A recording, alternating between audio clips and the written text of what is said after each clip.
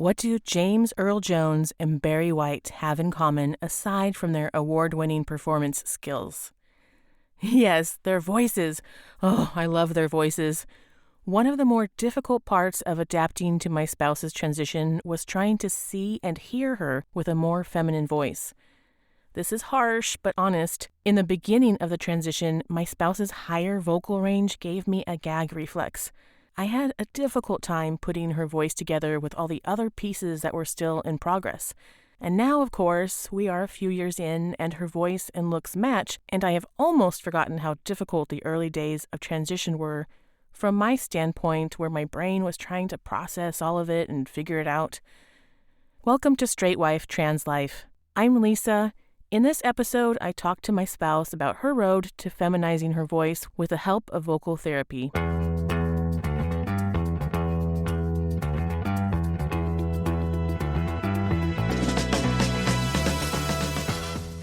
Hello, and thank you again to my spouse for coming on and being willing for me to interview her. Hi. I'm going to dive right into the questions. Today we're going to talk about voice. How far into your transition did you start thinking about your voice, or maybe it was sooner than transition? And was it an added piece of feeling self-conscious when you started presenting as female? Yeah, this is something I didn't understand for the longest time, like all the other things I didn't understand it myself. Before I turned 40, and since I was a teenager, I remember being confused with a woman all the time on the phone. Like I never quite had a strong manly voice, so I was confused, and it never made me feel bad. It actually made me feel pretty good, and I would smile every time I would be misgendered on the phone, and I didn't quite understand it. So that's kind of how far it went. And then when my 40s came, my voice started thickening up more, where it kind of stopped happening, and it like made me a little bit sad. But I was like, well, I guess that's just some fantasy I've always had. That doesn't mean anything. So yeah, since that far back. And voice is the number one reason why a transgender person is found not to be the gender they are trying to portray.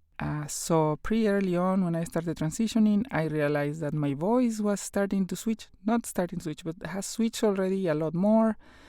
And that made me self-conscious. And yeah, so that's kind of how far from the early beginning. On your list of things that you wanted to accomplish with your transition, how important was it on your priority list to work on how you sounded?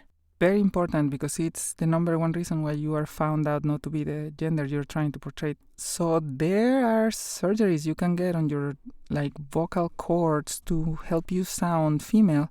And that is something I thought about really early on, that I would love to get that, so I don't have to make any effort when using my voice. But as I came in contact with voice training and both voice coaches and started working on it, actually really went down my priority list. And then after having major surgery myself, I was like, oh yeah, I don't think I want to get into that surgery. Where does one look for help with altering one's voice? I know that you mentioned voice coaches. Did you try to find examples and practice on your own, or did you just dive right in and search gender-affirming voice therapy? What was your process?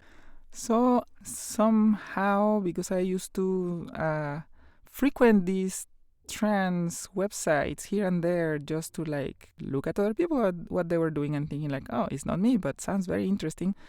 I actually found some apps that show you the ranges of voice that are female or male, and I would, I don't know, a few times a year, clock my voice and see oh, how am I doing? Oh, if I was to, how do I would sound like? So that was yet one more thing I didn't understand why I was doing that. So when I started getting more serious about transition, my doctor, which is my primary care physician, is also my transition doctor, and they recommended some people that would help me with my voice. And they also recommended the UCSF transgender care program, and they do have a voice program that goes from just basic training to surgery. I don't think there are that many surgeons in the US that do this sort of surgery. I understand it's not too complicated, but there aren't that many people doing it. So from the list I received from my doctor, I contacted the voice coaches, actually one of them that was very highly regarded in the list, and yep, they took me in. It takes months actually for them to take in a new person, and I started taking training. It takes months because there are a lot of transgender people in the program who are looking to change their voice. Yes, it's kind of not common. It's not that common to find people that do this. And there are a lot of people online that have videos and talk about how they change their voice. But after talking to doctors and an actual voice coach, they don't recommend to follow those because you can hurt your throat in ways that are irreversible. I didn't understand that either. And I admire these girls that would sound so natural when they talk. But then after talking to somebody that knows, like maybe they are hurting themselves and they don't know. It will come back to haunt them later. Has it been difficult to learn how to speak with a different pitch or tone, or does it just feel natural at some point? So as I was saying, I never had quite a manly voice, so I just had to correct some things I do to sound less male and more female. I never had a thick voice, but I think that people that do, they have a harsher time. I didn't. I just had to change where I push my voice from. I used to drive down to work and practice when I was driving, reading every single thing I saw on the road and repeating. I would play podcast and I would repeat what the podcast was saying, trying to use the techniques I was taught. And at some point, it kind of started coming out normally. It's also a lot of internal attitude that you have, understanding yourself and letting go, I think, of all the things I was trying to do to fit in. I'm nope, I don't. I'm just going to do what I feel now. Are there any tools that you found helpful aside from voice therapy that you could share with someone else on their journey? I know you mentioned apps and YouTube. Anything else? I don't know. There are some free classes. When I was